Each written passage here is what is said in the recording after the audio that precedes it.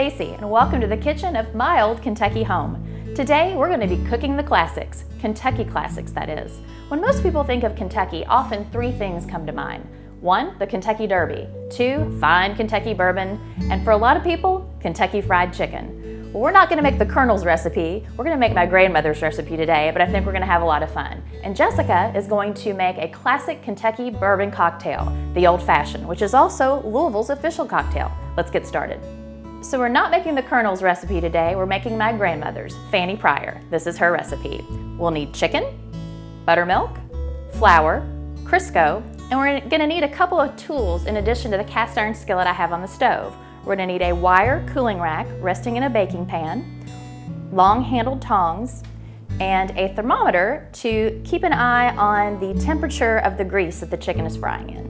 Before we get our chicken breaded, we are going to need to heat up the grease that we're going to fry it in. So I'm starting with some shortening, or you can use lard. Some people use vegetable oil or canola oil, but you want something that gets to a high heat, so you don't want to use olive oil. And the brand that my grandmother always used, Crisco.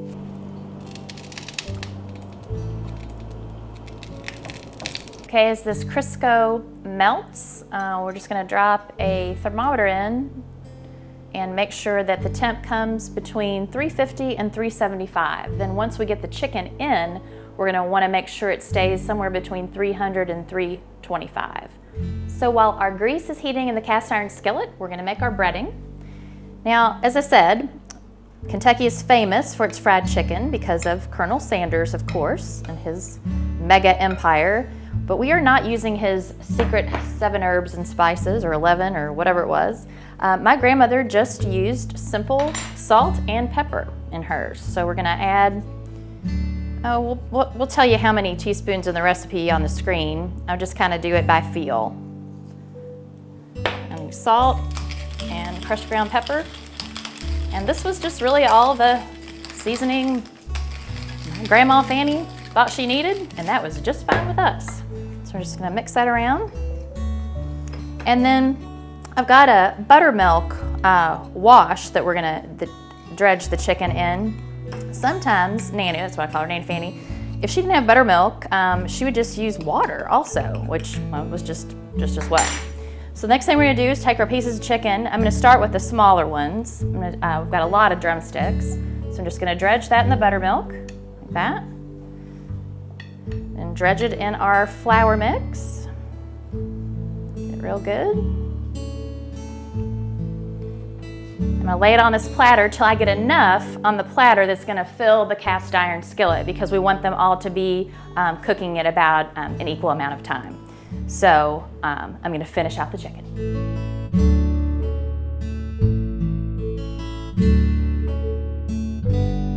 All right, our drumsticks are breaded, the grease is ready, we're ready to fry some chicken.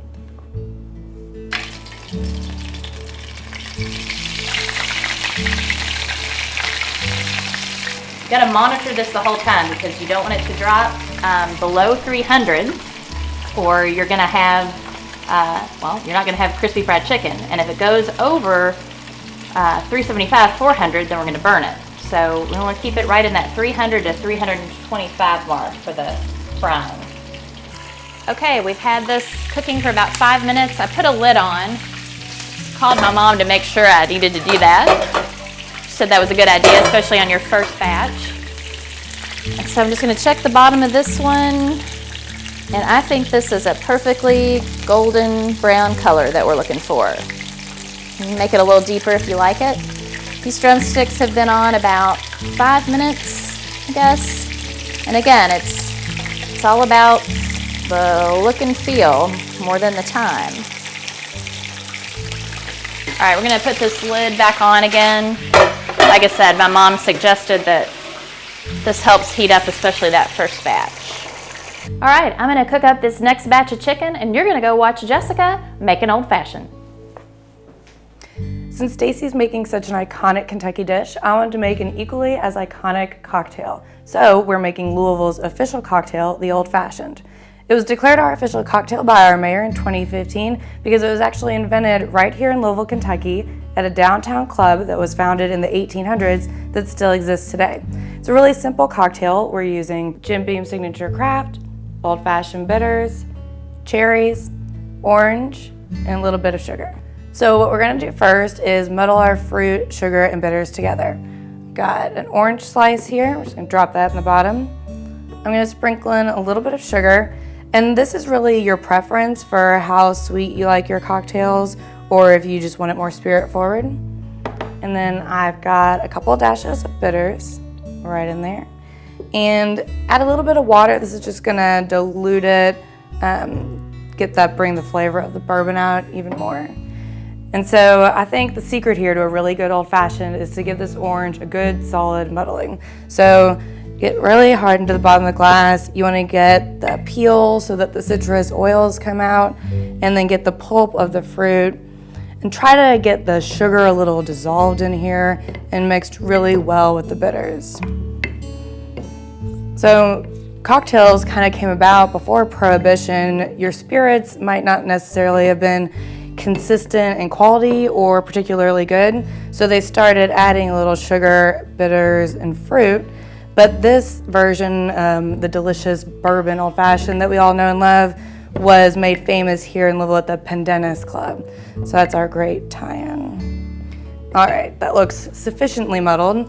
So I'm gonna go ahead and throw in one of my big ice cubes here to keep the cocktail from diluting too much more quickly. And I'm gonna pour in just about 2 ounces of bourbon.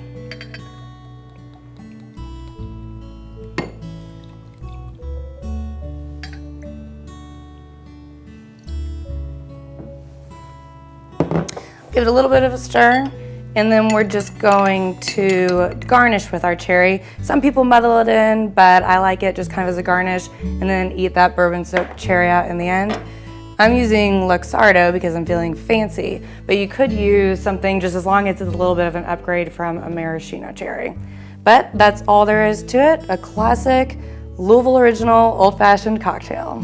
Well, Stacey, I am very excited to sit down and try your grandma's fried chicken recipe. Well, I'm so excited to share it with you, Jessica. I tell you, it really takes me back. Not that we don't have this. My mom makes it pretty frequently, but I will admit I went through a stage of not fixing it for a while, even though I'd grown up with it. You know, you try to be health conscious, right?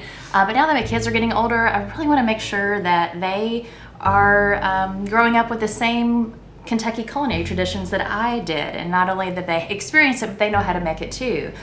Because when I grew up, this was something we had almost every Sunday night. My grandmother would fix these huge spreads that looked like Thanksgiving dinner, so I'm glad to be able to share it with you. Okay. And this old-fashioned, no question why it was named Louisville's official cocktail, and you just nail it every time. This is definitely at least a weekly tradition at my house. Well, both of these Kentucky classics we are glad to share with you, and hope that you will make them in your neck of the woods. And come back and visit us at culinarylouisville.com. And we'll see you next time on Bourbon and Biscuits. Cheers.